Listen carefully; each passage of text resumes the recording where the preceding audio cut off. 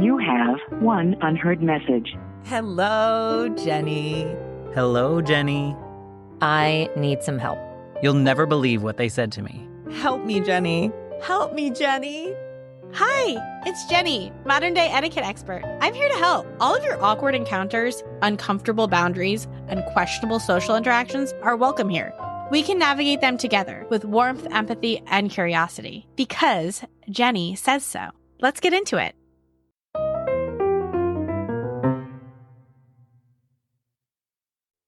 Welcome back to Jenny Says So. We have an interesting one here today, a tough one, a relationship one, a friendship one, knowing how to deal with the awkward moments. I don't want to talk about it too much. I'm going to just send it to the voicemail. You have one unheard message. Hey, Jenny. I have a dilemma I need help with. So 2 old friends and I have been getting together a few times a year for dinner. Since we're a little geographically dispersed, we all take turns being slightly inconvenienced. And we really try to pick a place that is convenient for everyone as much as possible. For our recent outing, we picked a date, time, and place that made sense for us all. However, at the last minute, one friend wanted to change the time and place, and the demeanor was a little aggressive. Before you knew it, we had changed our plans to accommodate her. What would be the right thing to say to her to bring attention to the fact that she was inconsiderate? Is it wrong to read aggressiveness in a text? Thanks for the help. Signed, Feeling Steamrolled in Pennsylvania.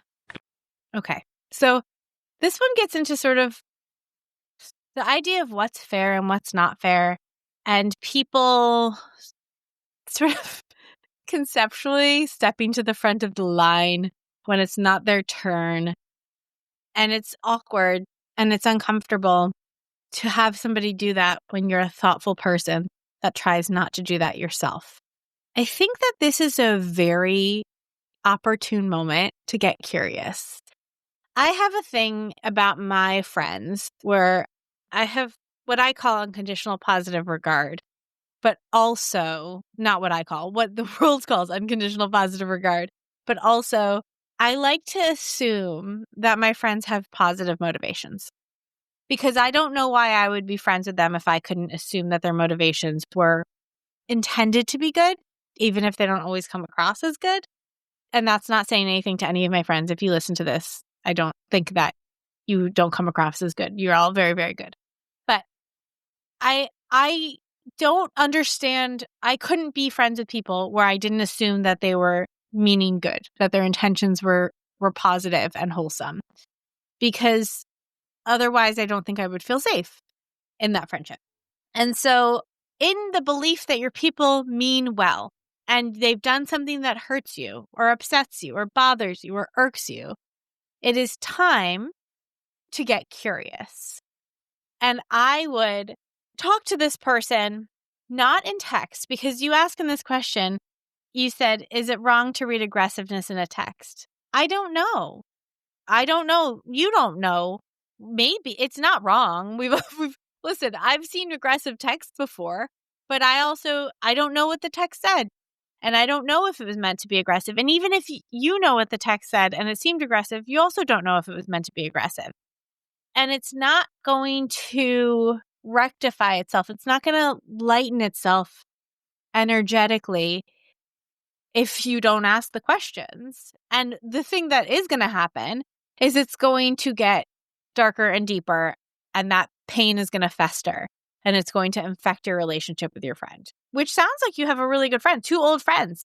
You've been getting together a few times a year for dinner, right? You've been making an effort to stay close with these people. Like, that's a pretty big deal.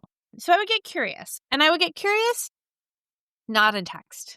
I would take it out of the text messages because, well, I really like text to communicate with people. Tone can be missed and intention can be missed. Vocal cues are obviously not existent in text. So I would get on the phone or do it in person if it comes up when you're together and you'd rather do it in person. Before I do that, I would talk to somebody about it because I think that sometimes when we think that we're just being like inquisitive and curious actually were coming across as tense and sort of aggressive / passive aggressive, guarded. I don't want to use the word judgmental, but you come in with your own prejudice of the situation, with your own decisions that you've already projected onto this. Now, you might be totally right. You may be totally right.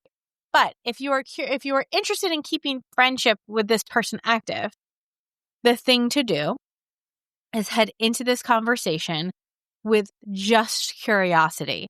And the question can be something like,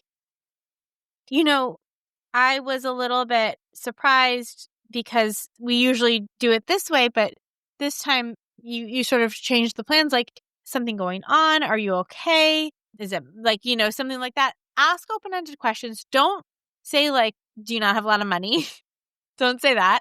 So, don't sort of project onto them what you think might be going on. Just ask what is going on with them.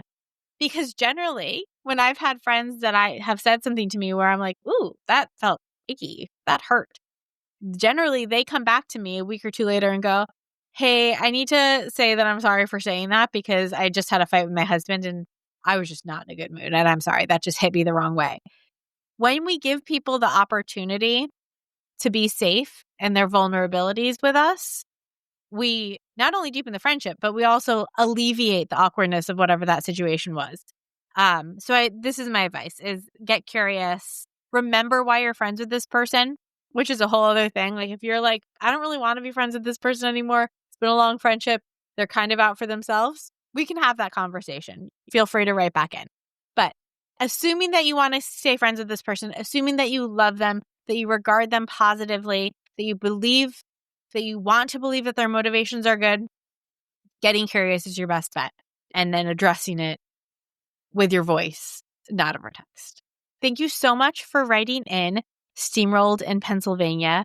We appreciate you, and we hope that it gets better, and we hope that your dinner is good and light and fun, or deep and emotional and vulnerable. Whatever you and your friends consider a successful dinner, I hope that you have it.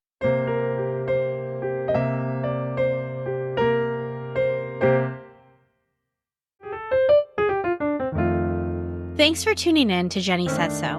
Remember, setting boundaries and practicing modern etiquette isn't about being perfect. It's about showing up with kindness, respect, and authenticity in every interaction. Keep practicing, keep learning.